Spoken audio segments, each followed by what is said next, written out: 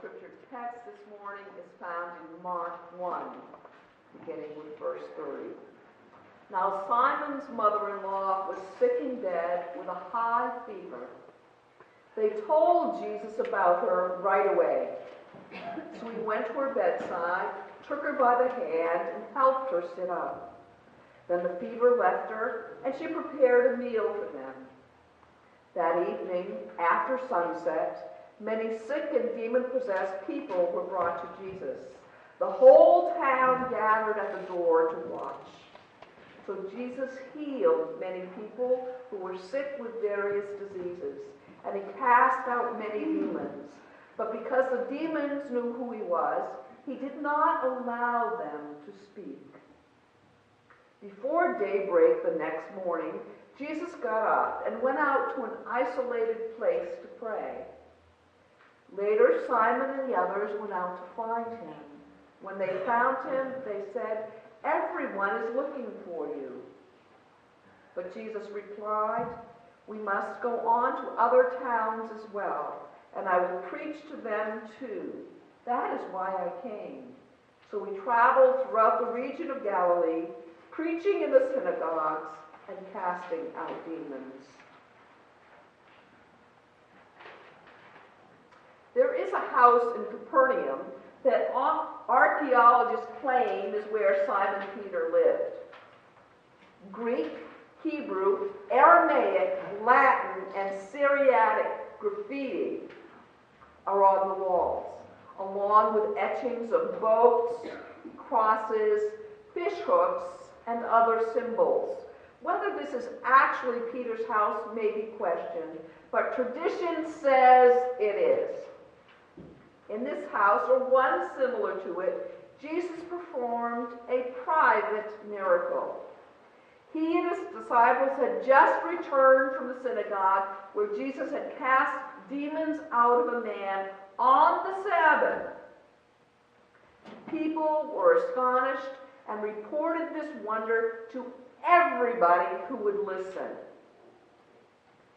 Jesus and his disciples likely went to Peter's house after being in the synagogue to partake in the main Sabbath meal, which normally came right after the service in the synagogue.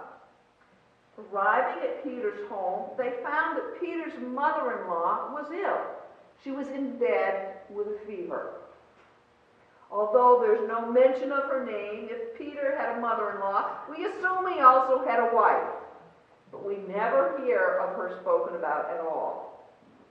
He could have been widowed, or maybe she was simply left out of the story. We don't know. Peter's mother-in-law's illness was probably not serious, and no mention is stated about what kind of fever she had. This miracle reveals how Jesus was concerned about a small ailment. She wasn't seriously ill. She wasn't about ready to die, but Jesus still cared. Mother-in-laws are often disparaged in our society today. In Jesus' day, it was even worse. And women were seen as the property of men. But Jesus lifted her up. This is a sign of Jesus' concern for the least in our world. No need is too small for his consideration and his compassion. In the synagogue, Jesus had been surrounded by a large crowd when he healed the demon-possessed man by a spoken command. Here, in the privacy of a home, Jesus simply takes Peter's mother-in-law's hand, lifts her up, and the fever immediately leaves. The disciples had just begun to follow Jesus, and they still had much to learn about his powers and his ministry. Nevertheless, when they discovered that Peter's mother-in-law was ill, they turned to Jesus for help, assured already that this teacher would not only be concerned, but would offer help that made a difference. This should be a reminder to us that there is no burden that we cannot take to Jesus. One of the hymns that I couldn't find of our hymns of our faith voices this with a refrain: take it to the Lord in prayer. Whatever our need, whatever our problem, our fear, our doubt, our ailment, our struggle, we have the assurance that Christ will respond with love and grace. We may not always get exactly what we want or what we think we should receive, but we know that Christ's grace will be sufficient to sustain us with whatever happens. After Peter's mother-in-law was cured of the fever, our text states that she began to serve them. This likely meant that she was actually preparing the meal for them. And normally, we've all had the flu, all had a fever, and as the fever goes down, we don't immediately pop up and start working. It usually takes us a while to get back to feeling normal and feeling like doing our everyday duties. Her ability to serve others was a sign that her healing had been complete. Here's a good lesson. Jesus heals or redeems us for service. When we experience the redeeming grace of Christ, we should find occasions to minister in His name. Our redemption should not end in selfish concern, but in seeking avenues to help others. By evening, the text notes, crowds of people had gathered at the door of Peter's house to seek healing from Jesus. They had seen it in the synagogue. They probably weren't aware that Peter's mother-in-law was ill or that she had been cured. But they knew about what had happened in the synagogue, so they came and flooded the streets around Peter's house. The word had spread even to those that weren't in the synagogue, to the whole region, about Jesus' healing of the man in the synagogue. Both of these healings had been done on the Sabbath. And healing was usually considered as working on the Sabbath, which was not permitted. However, there's no evidence that this caused a controversy here. The people waited until the evening of the Sabbath. It was probably after sundown. The Sabbath actually starts at sundown on Friday and ends at sundown on Saturday. So they waited for the Sabbath to be over before they came out in crowds to seek healing from Jesus. The people had witnessed the healing power of Jesus in the synagogue, in the home of Peter, and now in the streets outside of Peter's house. Jesus showed that his ability to heal was not restricted to one location or a specific time. Wherever there was a need, Jesus reached out with his compassionate love. In church, he met a hurting man and offered his healing presence. We need to open our eyes and ears to hurting people all around us and extend to them loving support. Every family circle has some need that Jesus can address. Jesus entered the home of Peter at Peter's invitation. We should also open our door and invite Jesus into our home to bring his blessing and redeeming grace.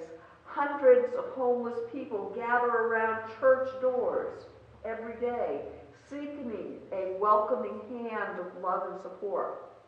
Will we turn them away without concern, or find ways to help to minister to them in the name of Christ?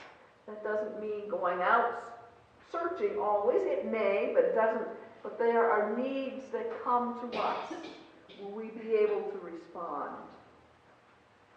Mark reveals that the crowds of people who came to see Jesus at Peter's house came because they had witnessed his extraordinary power and wanted to draw on that resource.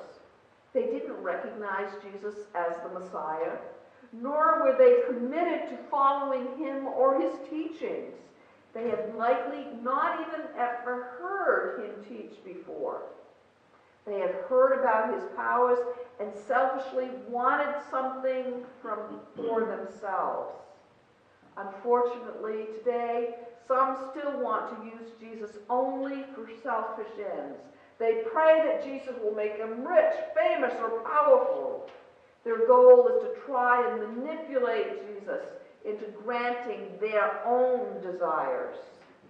Sometimes this desire may be subconscious, and other times it is quite out there, and other people can see it as well. Our prayers, whatever our need may be, should be voiced with the desire to be within what God knows is best for us. Now, praying is not a magic lamp that you rub and get your wishes. It doesn't entice God to grant us our every wish, no matter how selfish, vain, or absurd the wish may be. In verse 34, Mark notes that Jesus commanded the demons not to speak, not to reveal who he was. This seems strange to us. Could it be that Jesus was trying to keep the focus off his healing powers and the popular desire for the spectacular? The mystery of Jesus' ministry was not yet fully disclosed, would not be understood until after his death on the cross and the resurrection. But Jesus had a reason for saying, "Don't go and tell." Mark presents his readers with the wider challenge that confronts Jesus. Jesus cannot remain restricted to a synagogue or to a church building, to the home of a friend, or to the doorsteps and streets outside of that house. But he is called to a mission that will take him into all of Galilee to proclaim the good news of God's kingdom. Although Jesus may have wanted to conceal the works he had done to prevent people from coming after him, seeking the spectacular, he was not able to keep it a secret. Or maybe those he healed weren't able to keep it secret. It wasn't that he couldn't. The temptation to use spectacular means to achieve his kingdom goal must have been one of his greatest and constant temptations. Can you imagine having all power and knowing when it's appropriate to use it and when it's not? Wasn't one of his temptations in the wilderness by the devil to use his powers for his own benefits? This seems to have driven Jesus to seek time apart from his disciples and the crowds to meditate and to pray. Our text notes that it was still dark when Jesus arose and went out to pray by himself. Our Lord needed that personal time of prayer to fortify himself for his spiritual ministry. The disciples did not know where he was, and they went searching for him. They literally had to track him down. While his disciples were looking for him, Jesus was probably praying to know his Father's will, how to confront the crowd's craving for the spectacular, where to preach, how to identify the kingdom so that people could understand its meaning, how to clarify what it meant to be a disciple, how to describe the cross that was going to be coming, and other deep concerns.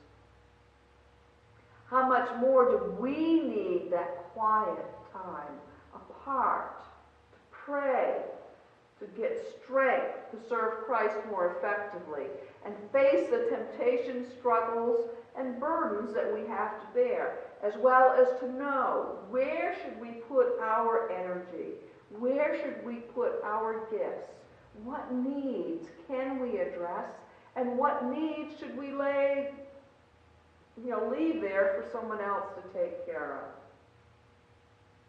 When the disciples found Jesus, he got up from his prayers and told them that he was to go into the villages and other regions preaching the good news about the coming of the kingdom of God. He could not remain in one synagogue or in Peter's home or even in that one town. God had commissioned him to proclaim the message of redemption to all the world. Later in the Great Commission, Jesus would challenge his followers to take that message of God's grace into the world. And he assured us that he would be with us until the end of time as we proclaim that gospel. Every Christian is challenged to share the gospel message with others. All Christians are commissioned to preach through words and actions. And I think it was St. Francis that said, we are called always to preach the gospel and when necessary, to use words. So I'm not calling on you to use words. Use them sparingly, but let your actions show the ministry of God. Let us pray. May we speak graciously, live harmoniously, seek the greater good, and declare by word and actions the ways of our loving Lord. And as we go forth from this place today, may we be salt and light in our needy world. In Christ's name we pray. Amen.